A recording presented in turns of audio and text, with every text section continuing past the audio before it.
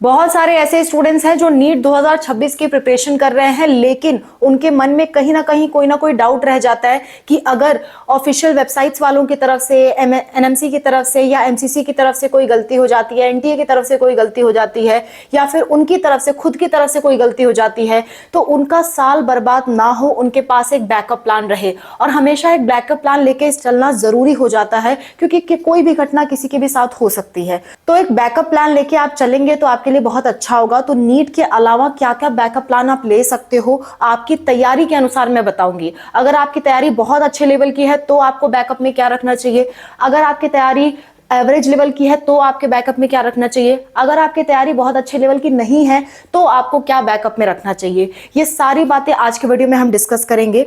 Backup रखने का ये मतलब नहीं होता कि आप तैयार नहीं हो। बैकअप रखने का ये मतलब होता है कि इन केस आपके साथ कोई दुर्घटना हो जाए तो उस केस में आपका साल बर्बाद ना हो, आपका करियर खराब ना हो। बैकअप का सिर्फ इतना सा मतलब होता है। अगर आपका सारा एग्जाम्स अच्छे से चला गया तो ये बैकअप प्लान को आप साइड में कर देना। वैसे भी मैं जितने ही बैकअप प्लान के एग्जाम्स के बारे में बात करूंगी वो सारे ही आपके नीट एग्जाम के बाद होंगे, ताकि आपको कोई परेशानी ना आए अपनी प्रिपरेशन में। ओके, सो कोई एक फॉर्म भर देने से कुछ घाटा नहीं चला जाएगा आपका। एक आपके पास एक स्ट्रॉन्ग बैकअप रहेगा ताकि आप और अच्छे से प्रिपरेशन कर पाओगे और डर थोड़ा आपका कम होगा। तो मैं आपको समझाती हूं। एक बात नोट पॉइंट ये रखना कि ये नीट 2026 वाले बच्चों के लिए है। नीट 2026 वाले बच्चों के लिए मैं बात कर रही हूं। नीट 2026 वाले क्या क्या बैकअप में लेकर के चलेंगे, और ये जो नीट 2026 वाले बच्चे हैं इनको अपने नीट एग्जाम देने में कोई प्रॉब्लम नहीं आएगी। नीट एग्जाम के बीच में आपको कोई अड़चन नहीं आएगी। जितने भी मैं बैकअप प्लान बता रही हूँ उसमें आपको एग्जाम तक, आपका एग्जाम कब है, 3 मई को एग्जाम है, तो एग्जाम तक आपको कोई अड़चन नहीं आएगी बैकअप प्लान की वजह से। आपको बस एक काम कर देना है कि फॉर्म जाकर के भर देना है, क्योंकि फॉर्म पहले आते हैं, एग्जाम बाद में होता है। तो जितने भी मैं बैकअप प्लान्स बता रही हूँ उनमें अगर किसी का फॉर्म भरने वाला बता रही हूँ तो उसके फॉर्म पहले भर देना। बाकी आपको अपनी प्रिपरेशन में कहीं भी बाधा लाने की कोई जरूरत नहीं पड़ेगी। सारे के सारे एग्जाम्स आपके 3 मई के बाद ही होने हैं, उससे पहले नहीं होने हैं, जो भी बैकअप की बात बता रही हूँ। सो बेफिक्र होकर आप तैयारी कर सकते हो। अब बात करते हैं बैकअप प्लान में। कुछ स्टूडेंट्स ऐसे होंगे जिनकी तैयारी बहुत अच्छी होगी, जिनकी तैयारी एकदम अव्वल लेवल की होगी। Best level preparation, best level की क्या है उनकी तैयारी है, प्रिपरेशन है। ठीक है, बेस्ट लेवल की प्रिपरेशन है। और ये बेस्ट लेवल की प्रिपरेशन जो है, इसमें मैं आप पे बिल्कुल नहीं शक कर रही हूं कि आपका नीट एग्जाम खराब जाएगा, लेकिन जिस तरह की एमसीसी, एनटीए और जो मेडिकल कमिटीज हैं उनकी जो लापरवाहियां चल रही है, कहीं उस वजह से अगर आपको कॉलेज नहीं मिला तो आपका बैकअप प्लान काम आएगा, इसलिए मैं आपको बता रही हूं। तो बेस्ट लेवल आपने प्रिपरेशन की है, मान लेते हैं आपका एमबीबीएस निकल भी जाए, लेकिन एग्जाम में कोई दुर्घटना हो गई या फिर अथॉरिटीज की तरफ से कोई गड़बड़ हो गई, तो आप बैकअप में क्या करोगे। बैकअप में आप कुछ एग्जाम्स के फॉर्म भरेंगे, और ये एग्जाम्स के फॉर्म आपके मार्च से अप्रैल के बीच में आते हैं। तो ये एग्जाम्स हैं आपका नेस्ट, जो कि कंडक्ट करवाता है नाइजर, और इससे आप साइंटिस्ट बनते हो। ठीक है, रिसर्च फेलोशिप आपको मिलती है और अच्छे खासे लेवल की आपकी सैलरी होती है इसमें। लेकिन ये है कि साइंटिस्ट का काम आप जानते हो, साइंटिस्ट का काम होता है खोजबीन करना, अलग अलग चीजें सर्च करते रहना, रिसर्च करना, जो चीजें आ चुकी हैं उन पे रिसर्च करना, ये सब काम होता है साइंटिस्ट का। तो साइंटिस्ट का काम करना पड़ेगा, डॉक्टर से कोई लेना देना नहीं होगा। लेकिन सैलरी अगर आप देखोगे तो डॉक्टर से कहीं ज्यादा ही आपको मिलेगी, उससे कम नहीं मिलेगी नेक्स्ट एग्जाम क्लियर करने के बाद। ऐसा ही मिलता जुलता एक एग्जाम होता है आईएटी, जो कंडक्ट कराता है आइजर। अगर आपको अब्रॉड में जाने का शौक है, अगर आपको ऐसा लगता है कि हम अब्रॉड में जाएं, वहां से कोई कोर्स करें, आपको अब्रॉड्स अट्रैक्ट करते हैं, तो IISER exam is best for you after NEET. ठीक है, नीट के अलावा अगर आप बहुत बेस्ट सैलरी कमा सकते हो और अब्रॉड में रह सकते हो तो वो है आपका आइजर के थ्रू। आइजर क्या है, नाइजर क्या है, इस पे ऑलरेडी वीडियोस बनी हुई हैं, पर यहाँ पे मैं आपको एक शॉर्ट डिस्क्रिप्शन दे देती हूँ ताकि आप अच्छे से समझ सको। देखिए, नाइजर क्या होता है, नाइजर से, इससे भी आप साइंटिस्ट बनते हो, दोनों से आप साइंटिस्ट बनते हो। दोनों का काम ये होता है कि आपको साइंटिस्ट बनाए। ठीक है, इससे ये एग्जाम क्वालिफाई करने के बाद आपका एडमिशन होगा। एडमिशन होने के बाद आप एक कोर्स करोगे जिसका नाम है बीएस एमएस कोर्स। इससे आप डायरेक्ट मास्टर्स डिग्री गेन कर लेते हो, डायरेक्ट आप मास्टर बन जाते हो। जैसे बीएससी के बाद एमएससी करके डायरेक्ट मास्टर बन जाते हो आप, वैसे ही ये इंटीग्रेटेड कोर्स होता है 5 साल का, 5 इयर्स का कोर्स होता है। तो 5 साल में आप बैचलर्स और मास्टर्स दोनों आपके कंप्लीट हो जाते हैं। और इसके बाद आपकी इंटर्नशिप होती है। इंटर्नशिप आप जितनी अच्छे जगह से करोगे उतना अच्छा आपका जॉब लगने का चांस होता है।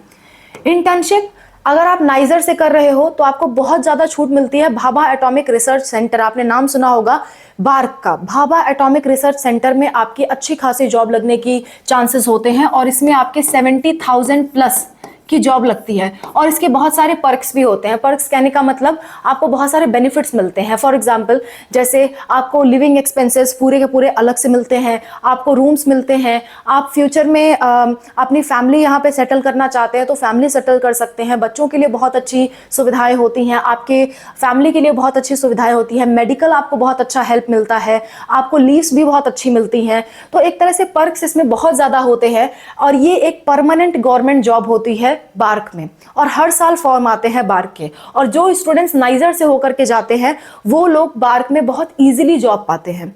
तो नाइजर के थ्रू आप बार्क में इंडिया में बहुत अच्छी जॉब पा सकते हो। बार्क में और बार्क के जितने भी एसोसिएटेड इंस्टीट्यूट्स हैं वहां पे आप बहुत अच्छी जॉब पा सकते हो। और इनफैक्ट आप टीचिंग लाइन में भी जा सकते हो, प्रोफेसर बनने की तरफ भी जा सकते हो। तो 70,000 प्लस आप सैलरी एक्सपेक्ट कर सकते हो नाइजर से BSMS करने के बाद। इसी तरह अगर मैं आइजर की बात करूं तो आइजर में इंडिया में जॉब अपॉर्चुनिटीज होती हैं, लेकिन उससे कहीं ज्यादा अच्छी अपॉर्चुनिटीज आपको अब्रॉड भी मिलती हैं। अब्रॉड में ये होता है कि अगर आप इंटर्नशिप अब्रॉड से करते हो, जो कि मौका बहुत अच्छे देते हैं आइजर वाले, अगर आप इंटर्नशिप अब्रॉड से कर लेते हो और वहाँ के प्रोफेसर्स को आपके इंटर्नशिप, आपका जो वर्क डेडिकेशन है वो पसंद आ जाता है, तो आप 50 लाख से लेकर के 1 CR पर ईयर के बीच में आपको स्टाइपेंड मिलता है, यानी कि फेलोशिप मिलती है आपको काम की। तो आप सोच सकते हो कितनी अच्छी खासी एक तरह से आप इसे सैलरी एज्यूम कर सकते हो, क्योंकि जितने भी साइंटिस्ट होते हैं उनको एज अ सैलरी ना रख करके एज अ फेलोशिप ज़्यादा दी जाती है। क्योंकि इसके बाद आप इंटर्नशिप के बाद आप PhD करोगे और अब्रॉड से PhD करने के बाद यही आपकी इंटर्नशिप की स्टाइपेंड होती है। स्टाइपेंड कहने का मतलब ये आपकी सैलरी होती है जो सालाना आपको मिलती है।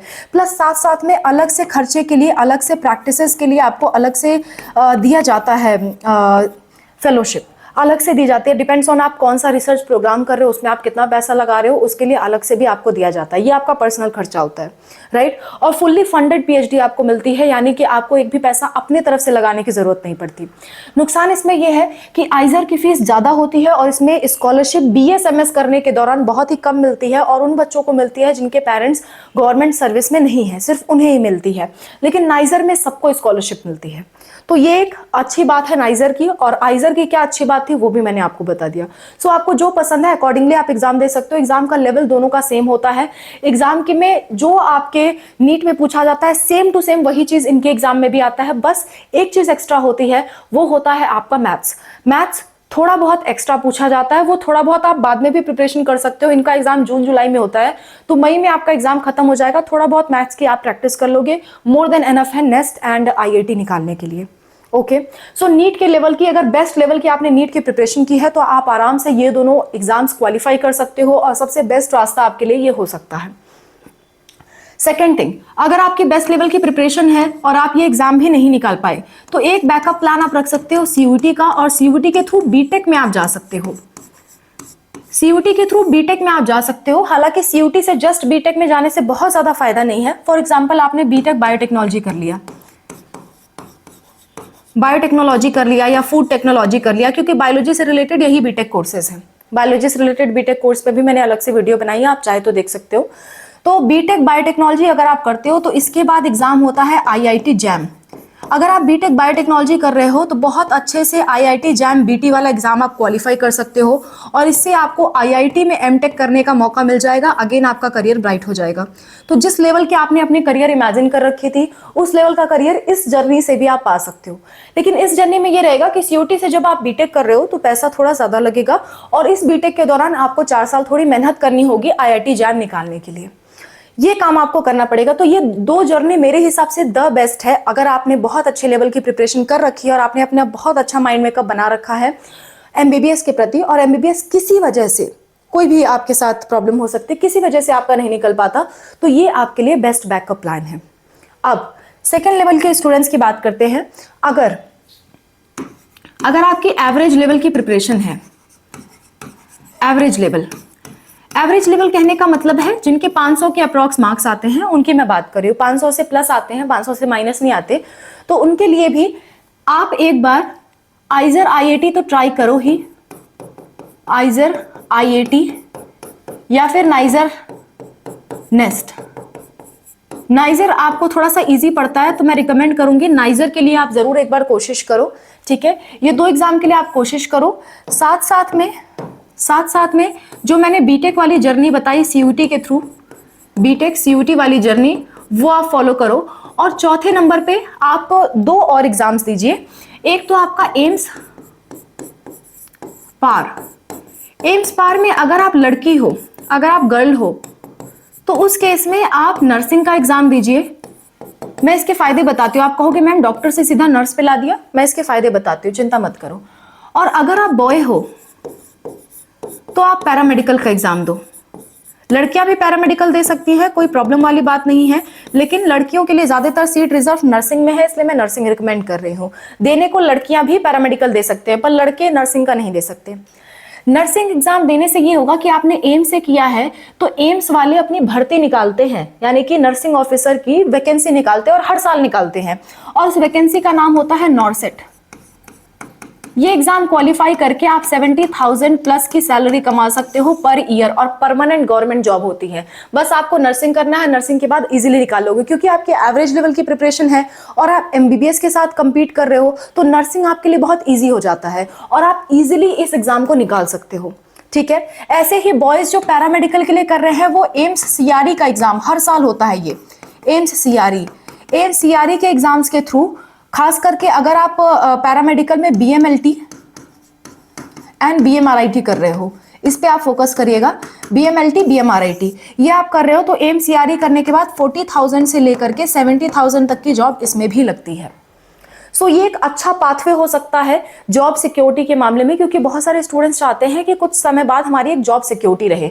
तो केवल 4 साल का कोर्स करने के बाद आपकी जॉब सिक्योरिटी 100% हो जाती है। बस आपको एक एग्जाम निकालना होता है, जो कि जिस लेवल की आप प्रिपरेशन कर रहे हो उससे काफ़ी ईजी पड़ता है। अगर आप MBBS करते हो या BAMS करते हो, तो उसके बाद भी आप अपना क्लिनिक सेटअप करने में या फिर एग्जाम्स क्वालिफाई करके गवर्नमेंट जॉब पाने में आपको बड़ा वक्त लग जाता है, और उससे आसान जर्नी ये पड़ती है और उसके लेवल तक की आपको सैलरी ये देती है, ठीक है।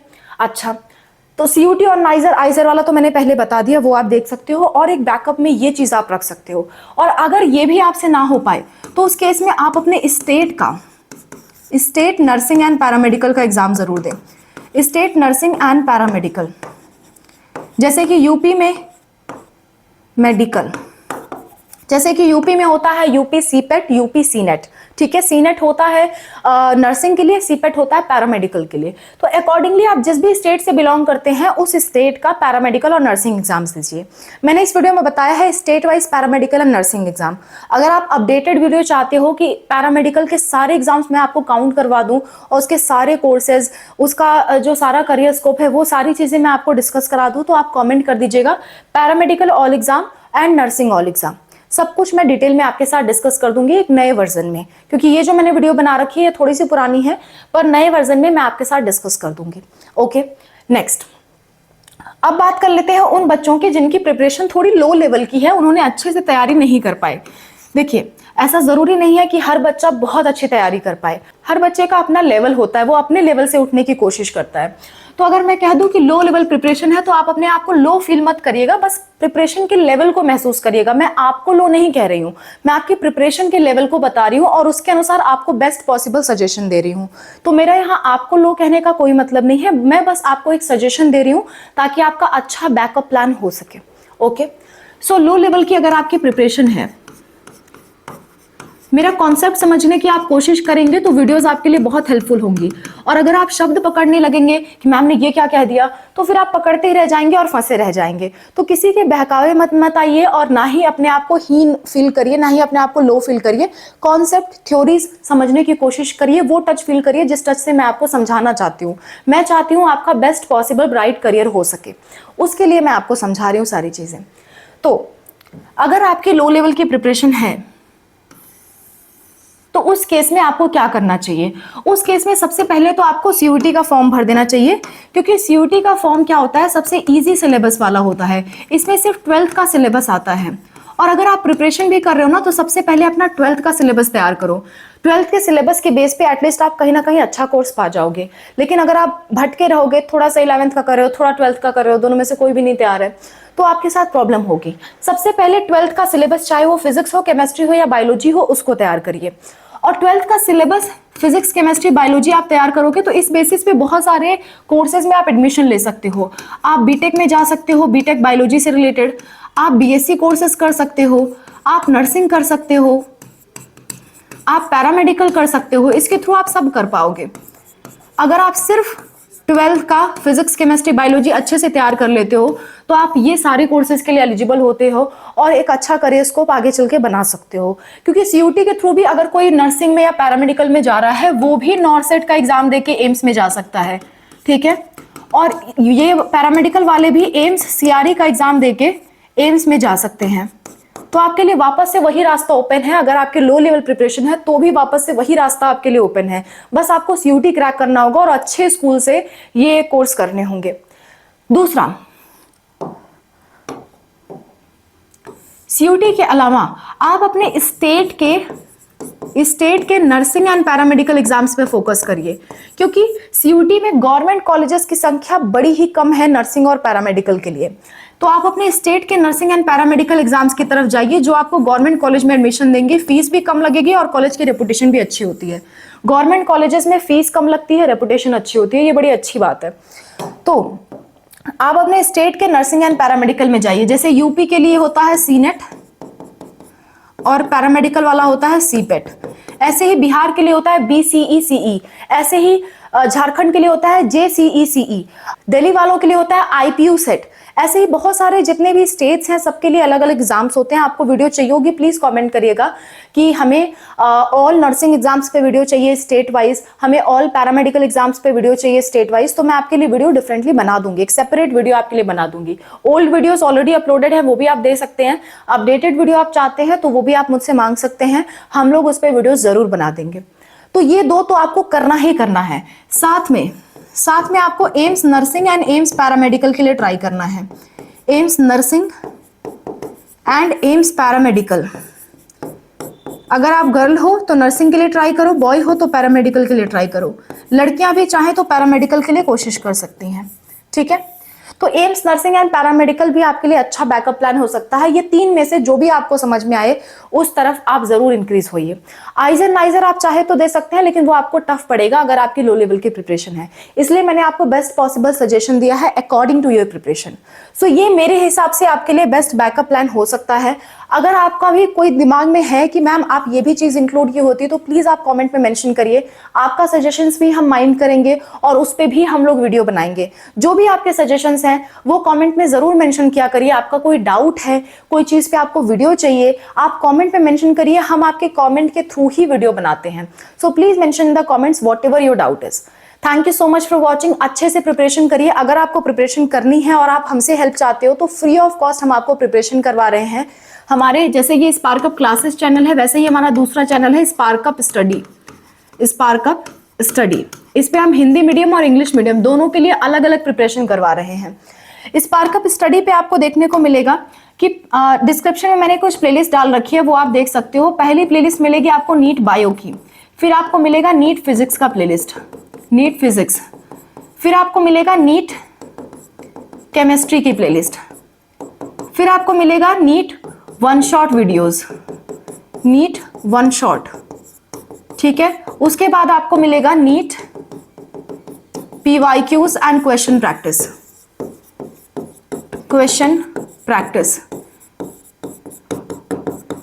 इसके बाद लास्ट में आपको एक प्लेलिस्ट मिलेगी नीट अपडेट्स की,